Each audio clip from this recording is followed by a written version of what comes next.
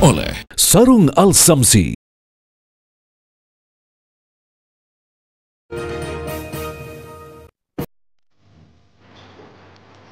Seorang prajurit TNI Prada Hairul Muhammad Nail tewas diduga dianiaya oleh seniornya. Keluarga yang merasa ada kejanggalan meminta kasus ini diusut secara terbuka oleh pihak TNI Angkatan Darat.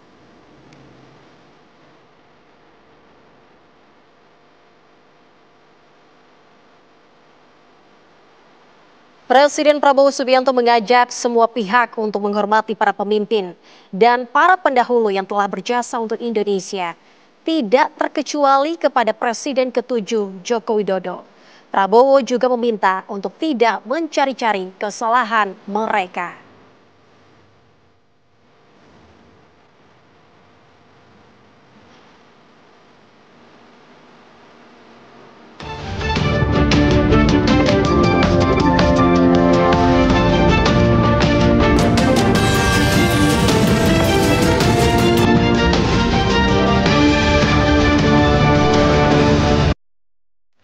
Assalamualaikum, selamat malam pemirsa. Selain dua cuplikan di atas, kami juga akan menghadirkan beberapa kabar lainnya. Di antaranya operasi gabungan Kementerian Keuangan bersama Polri berhasil menggagalkan ekspor 87 kontainer bermuatan 1.802 ton produk turunan minyak sawit mentah atau CPO di Pelabuhan Tanjung Priok, Jakarta Utara. Akibat upaya ekspor ilegal ini, negara mengalami potensi kerugian mencapai 28,7 miliar rupiah. Dan untuk mengetahui perkembangan informasinya, selengkapnya akan kami sajikan di kabar utama bersama saya, Prita Zenga.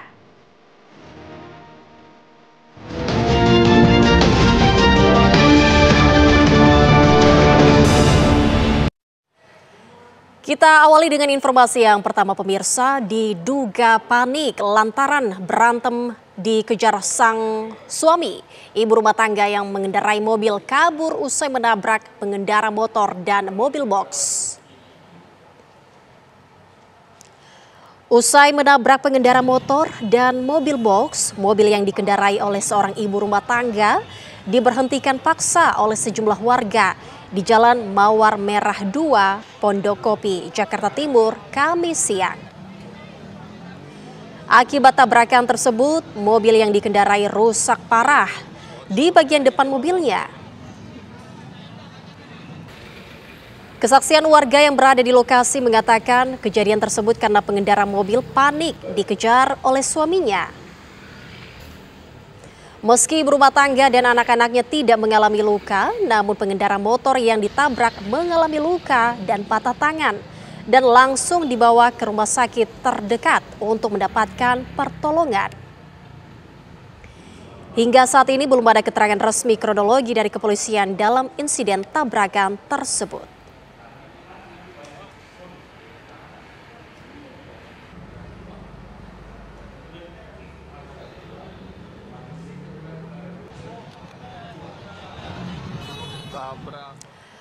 Seorang pria berpura-pura menabrakkan diri ke kendaraan yang melintas di kawasan Tanah Abang, Jakarta Pusat. Aksi pelaku terekam kamera mobil. Berdasarkan keterangan sejumlah saksi, polisi pun berhasil mengantongi identitas pria tersebut.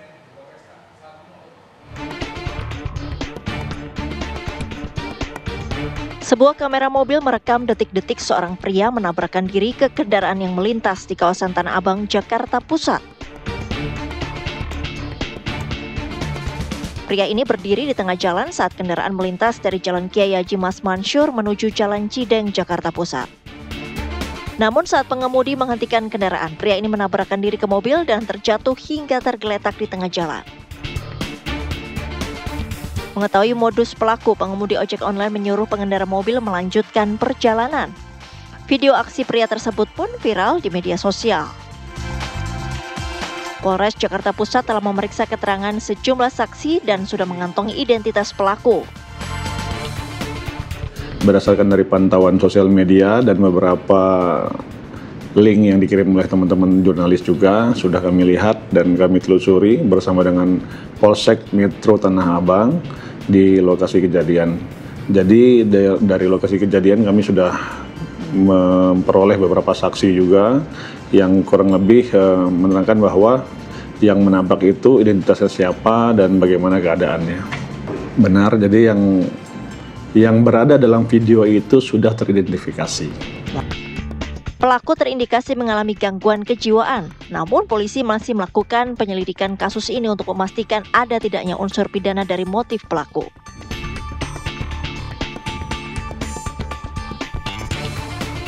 Dari Jakarta, Yoga Kuspratomo, TV One mengabarkan.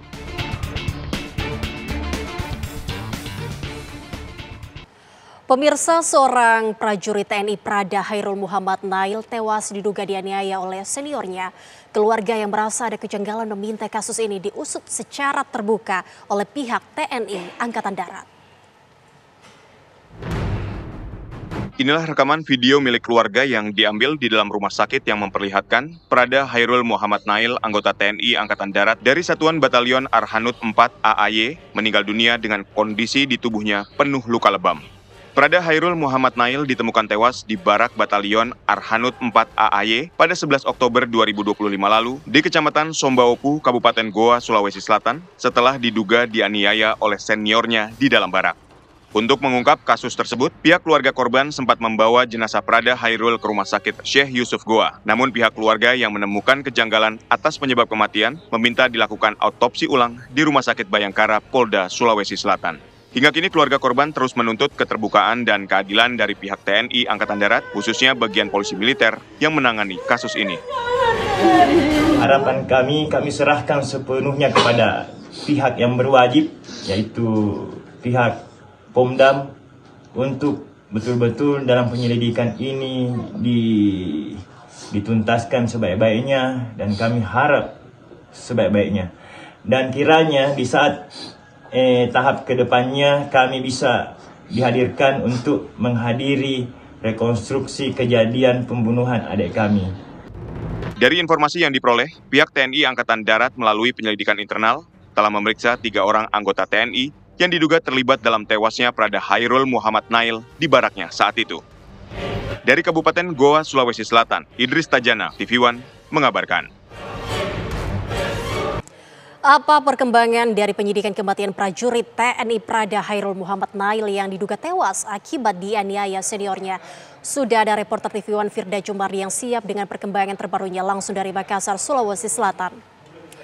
Selamat malam Firda, apa perkembangan informasi mengenai kasus ini? Silakan.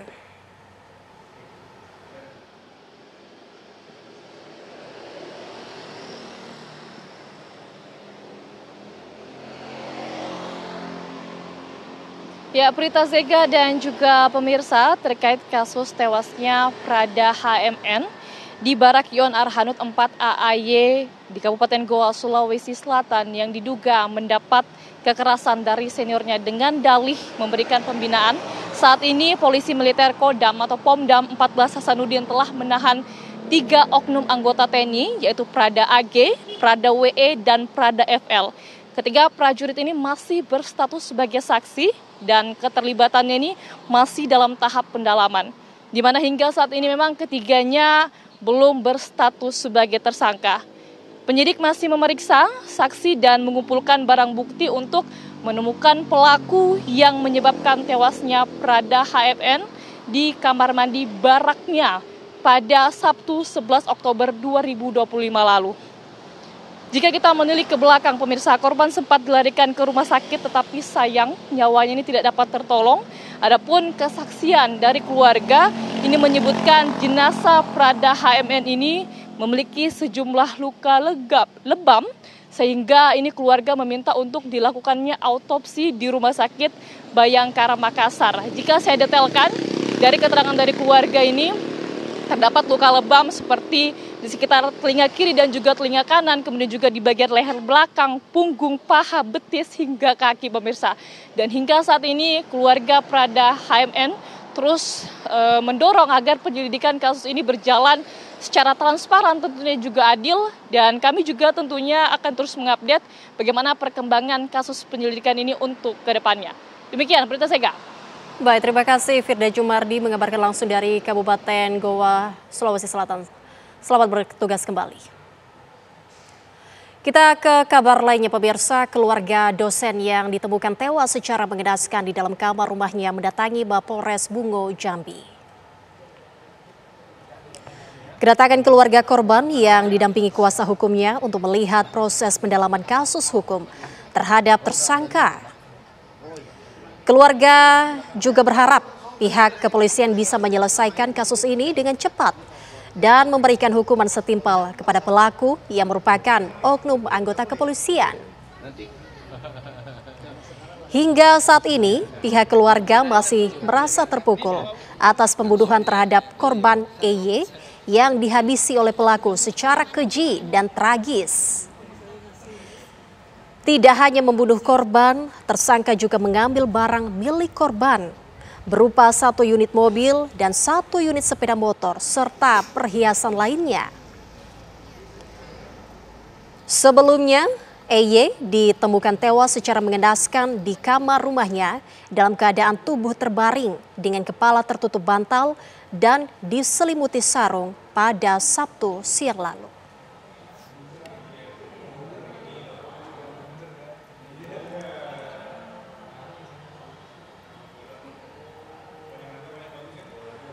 Eksekusi lahan sengketa di Kabupaten Sumbawa, Nusa Tenggara Barat berujung ricuh.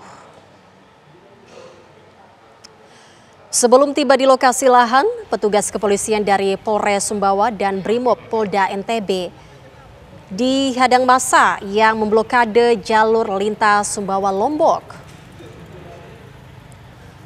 Petugas kepolisian sempat berdialog dengan massa. Massa meminta kepolisian untuk membatalkan eksekusi lahan tersebut. Tidak berselang lama, suasana berubah ricuh. Petugas dipukul mundur oleh massa yang membawa senjata tajam dan kayu. Akibat kejadian tersebut, 3 orang anggota kepolisian mengalami luka-luka di tangan, kaki, dan wajah terkena senjata tajam. Sementara dari pihak warga dilaporkan 1 orang luka. Semua korban dilarikan ke Puskesmas Alas Barat. Eksekusi dihentikan sementara sambil menunggu situasi di lapangan benar-benar kondusif.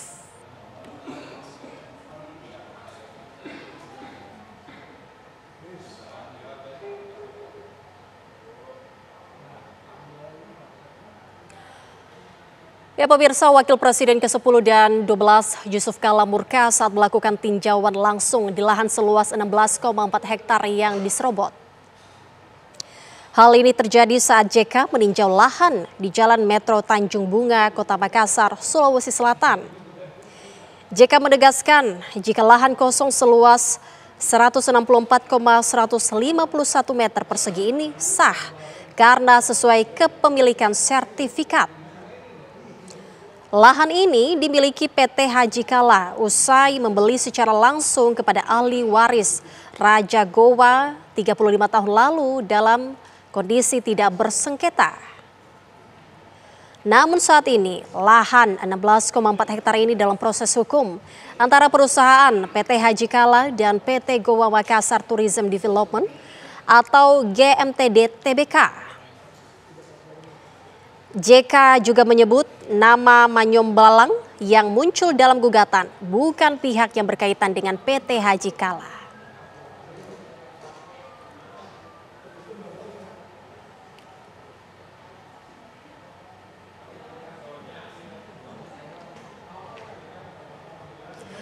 Pemirsa, usai jeda berikut ini kami hadirkan informasi menarik lainnya untuk Anda. Tetaplah bersama kami di Kabar Utama.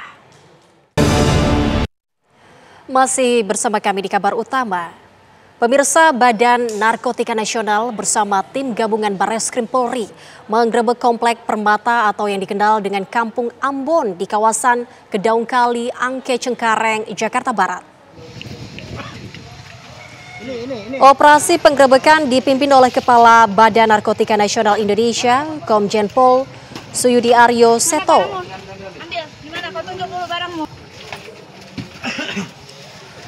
Satu persatu gubuk atau lapak yang disinyalir sebagai tempat penyimpanan dan konsumsi narkoba digeledah, termasuk beberapa orang yang dicurigai sebagai pengedar. Sejumlah kamar indekos yang berada di tengah-tengah komplek perumahan juga tak luput dari penggeledahan.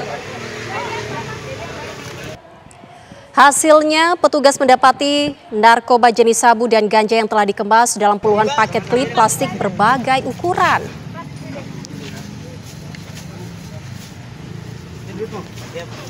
Penggerebekan berlangsung tanpa ada perlawanan. Puluhan orang dicurigai sebagai pengedar dan pemakai. Dibawa ke kantor BNN Pusat untuk menjalani pemeriksaan. Amankan dulu aja, Pak.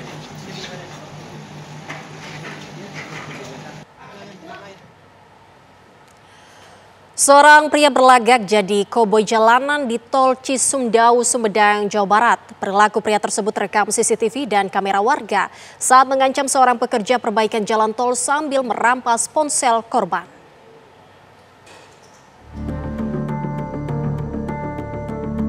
Jeng jeng jeng. Inilah saat Bang Jago mulai beraksi ala koboi jalanan di Tol Cisumdawu, Sumedang. Dengan seenaknya Bang Jago langsung memutar balik di ruas tol kilometer 178 ini untuk masuk ke area proyek perbaikan jalan tol. Dengan sewenang-wenang, ia memaksa truk proyek mundur. Begitu turun dari mobilnya, Bang Jago langsung mengamuk dan mengancam pekerja tol menggunakan pistol mainan. Bahkan, ia merampas ponsel milik seorang pekerja.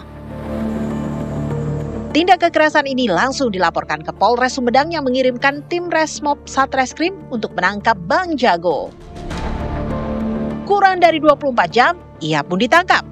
Inisialnya DS.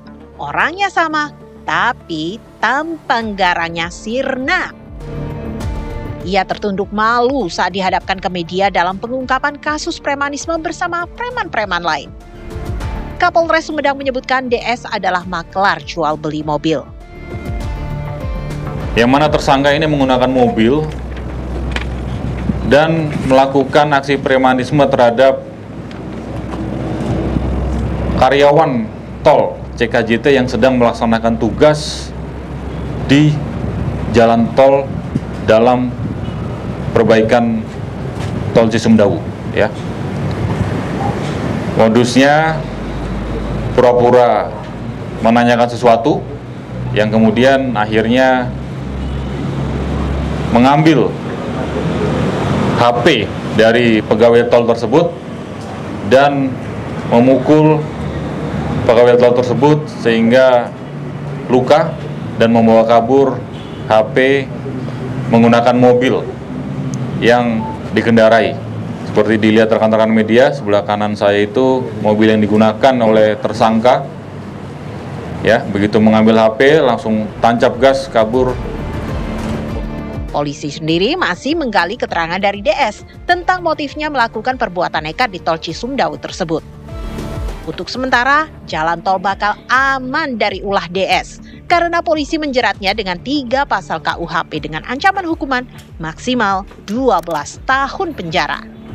Dari Sumedang, Jawa Barat, Lutfi Setia Rafsanjani, TV One mengabarkan. Pemirsa, Presiden Prabowo Subianto mengajak semua pihak untuk menghormati para pemimpin dan para pendahulu yang telah berjasa untuk Indonesia. Kabar selengkapnya usai jeda. Tetaplah bersama kami.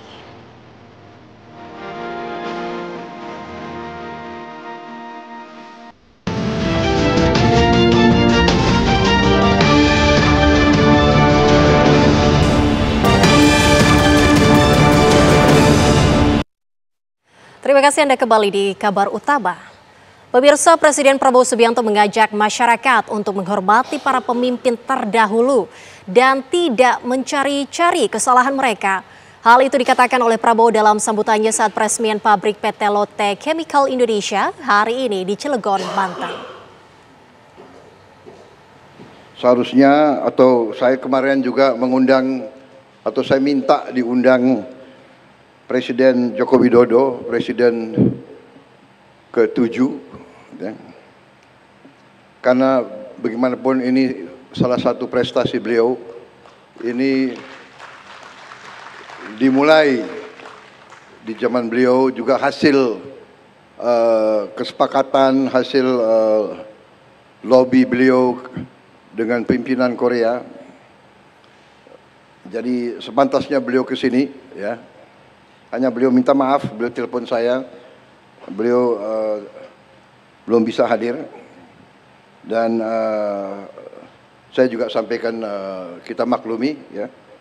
Tapi bagaimanapun saya ingatkan generasi penerus, saya ingatkan masyarakat Indonesia, marilah kita pandai-pandai menghormati jasa-jasa semua tokoh, jasa-jasa semua pemimpin.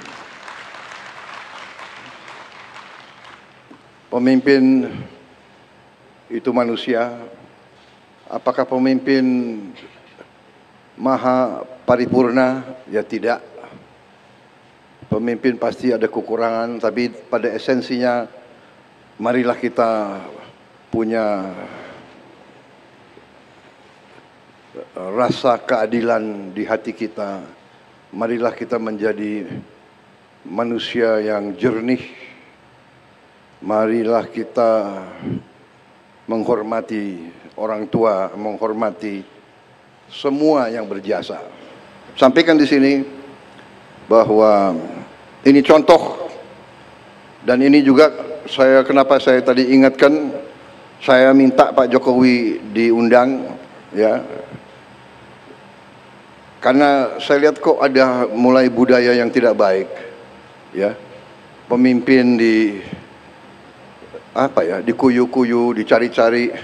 Pada saat berkuasa disanjung-sanjung. Ini budaya apa? Ini harus kita rubah, ya kan?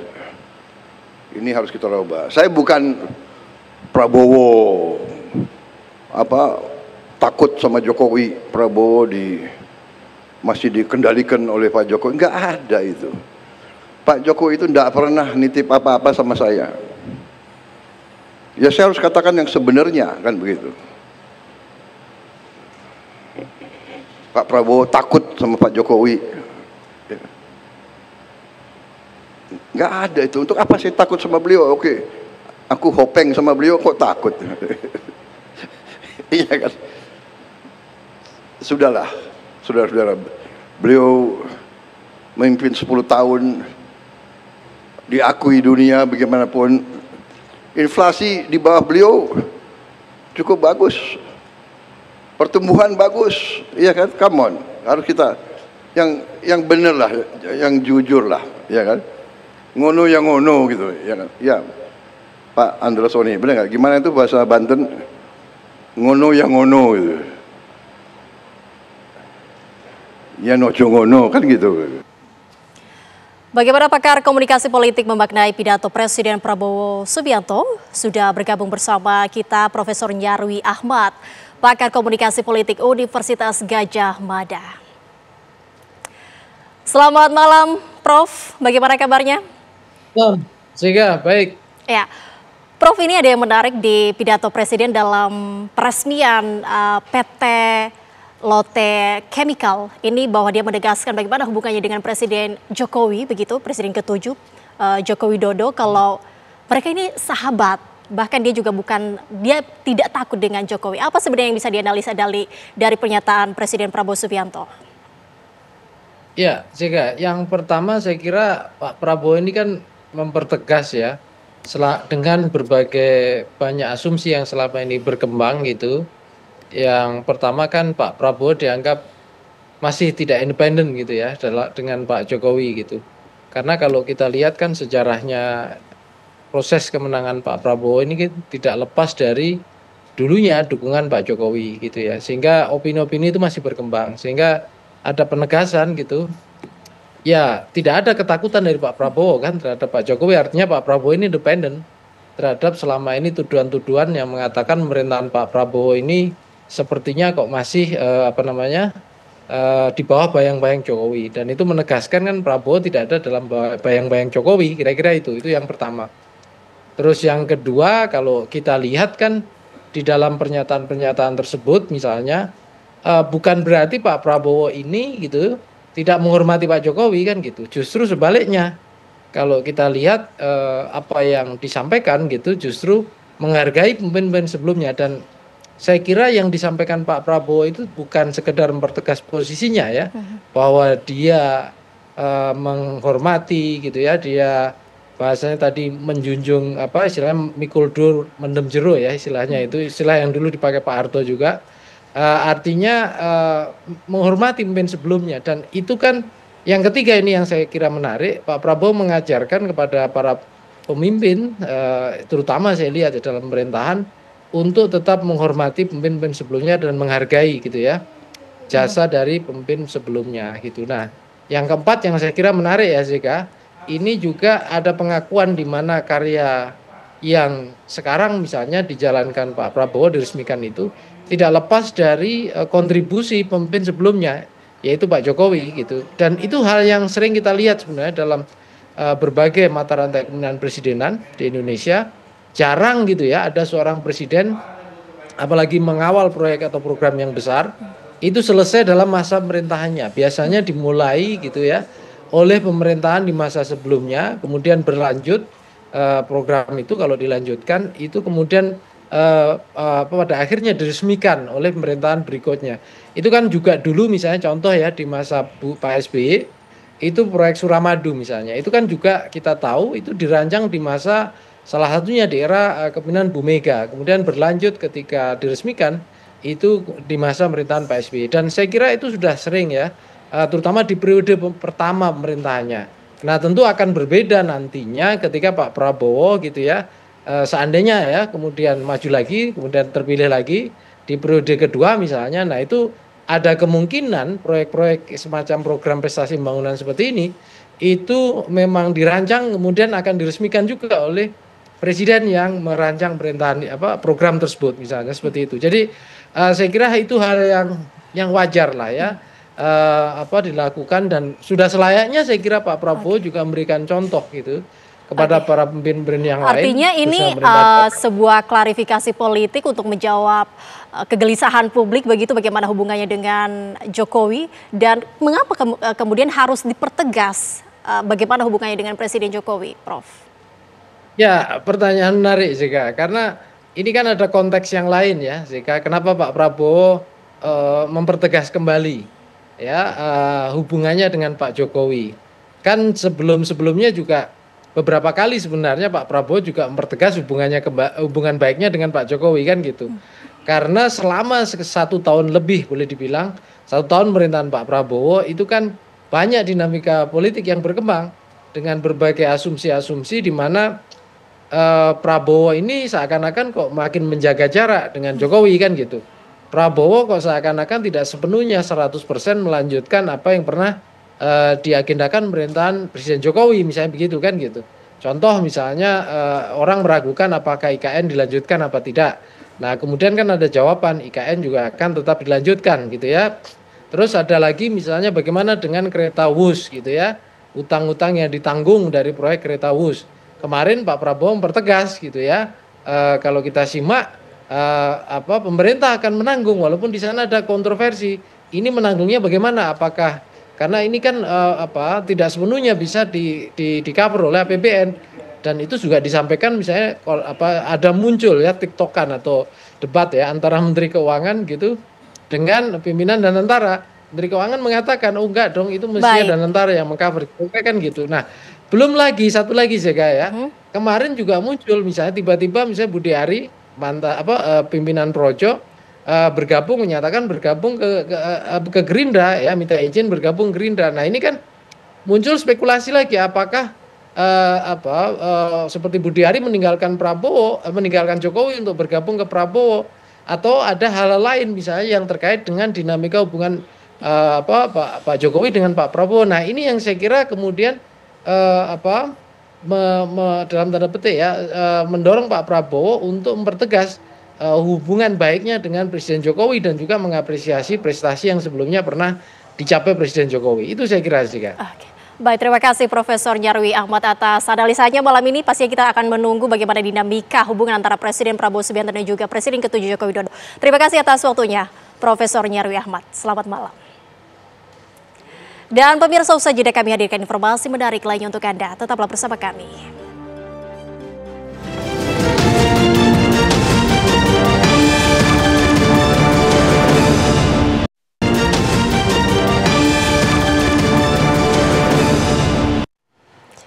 Masih bersama kami di kabar utama.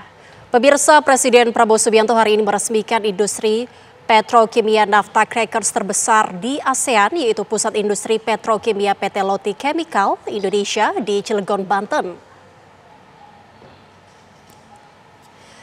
Pabrik petrokimia ini dibangun di atas lahan seluas 110 hektar dengan nilai investasi 3,9 miliar dolar Amerika Serikat atau sekitar 65 triliun rupiah. Pabrik ini membutuhkan bahan baku nafta dan LPG sekitar 3,2 juta ton per tahun yang akan menghasilkan sebanyak 15 produk petrokimia antara lain etilena dan propilena.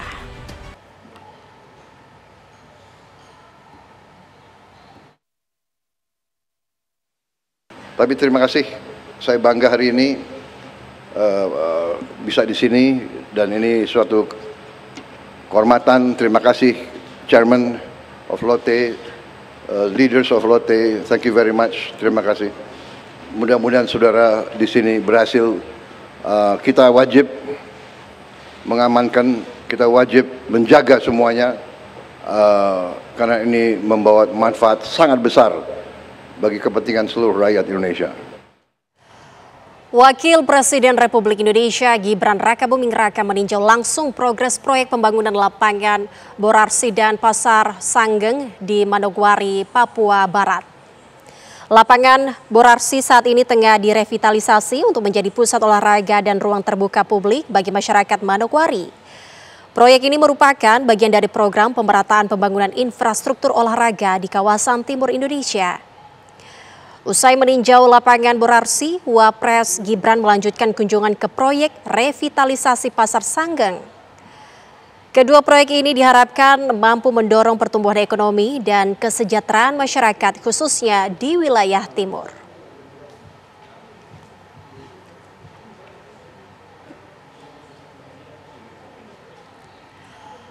Operasi gabungan Kementerian Keuangan bersama Polri berhasil menggagalkan ekspor 87 kontainer bermuatan 1.802 ton produk turunan minyak sawit mentah atau CPO di Pelabuhan Tanjung Priok, Jakarta Utara.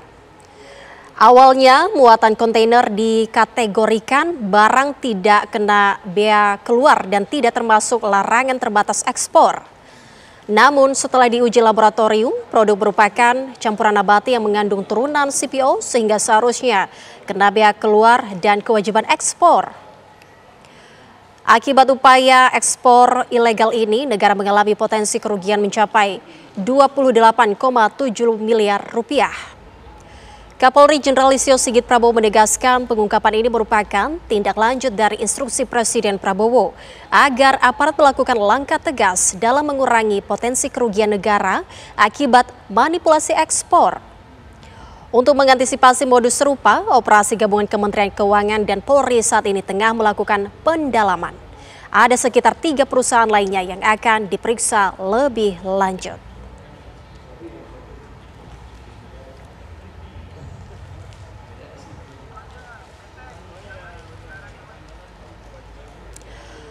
Bupati Subang, Jawa Barat melakukan kunjungan silaturahmi ke kantor TV One di Jakarta. Kunjungan ini menjadi langkah pemerintah daerah untuk menjalani kolaborasi dalam publikasi pembangunan dan potensi wilayah Kabupaten Subang. Reynaldi Putra Andita, Bupati Subang bersama jajaran mendatangi kantor TV One di Pulau Gadung, Jakarta Timur, Kamis siang tadi. Kedatangannya menjadi bagian dari agenda media visit dan upaya memperkuat kerjasama Pemkab Subang dengan media nasional. Bupati Subang menegaskan pentingnya hubungan yang erat antara Pemda dan media dalam membangun transparansi publik. Ia juga percaya bahwa pembangunan di daerah dapat didorong melalui sinergitas antara pemerintah daerah dan media. Dalam kesempatan ini, Bupati Subang pun berkeliling ke ruang redaksi TV One dan bercengkerama bersama dengan pemimpin redaksi TV One.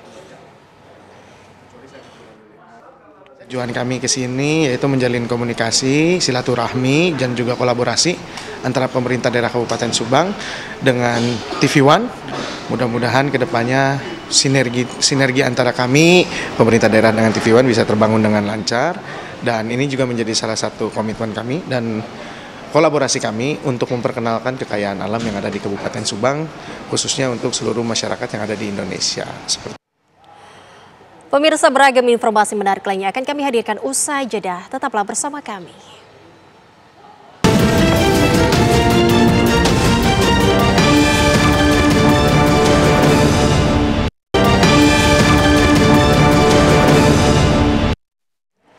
Pemirsa, kabar penting sepanjang hari ini kami rangkum selengkapnya dalam News Flash berikut ini.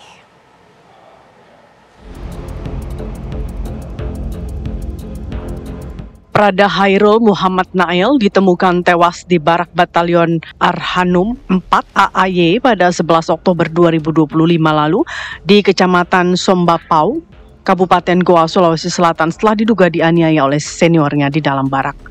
Untuk mengungkapkan kasus tersebut, pihak keluarga korban sempat membawa jenazah Prada Hairul ke Rumah Sakit Syekh Yusuf Goa. Namun pihak keluarga yang menemukan kejanggalan atas penyebab kematian meminta dilakukan otopsi ulang di Rumah Sakit Bayangkara, Polda Sulawesi Selatan. Pihak TNI Angkatan Darat telah melalui penyelidikan internal dan telah memeriksa 3 orang anggota TNI yang diduga terlibat dalam tewasnya Prada Hairul Muhammad Nail di baraknya itu.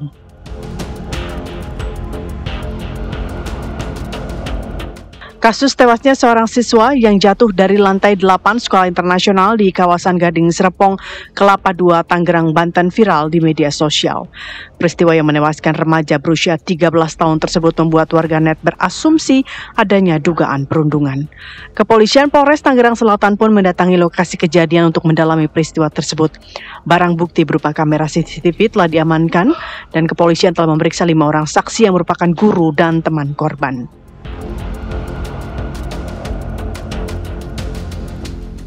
Presiden Prabowo Subianto hari ini meresmikan industri petrokimia Nafta Crackers terbesar di ASEAN, yakni Pusat Industri Petrokimia PT Lotte Chemical Indonesia di Cilegon, Banten.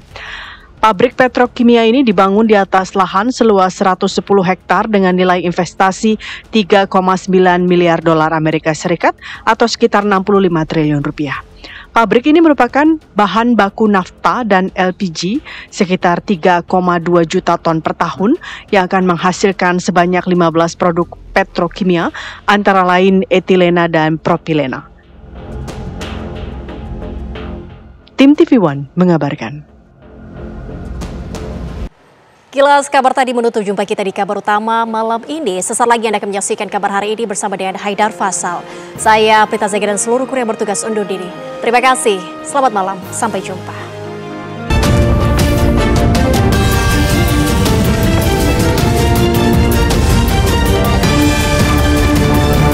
Didukung oleh Sarung Al Samsi.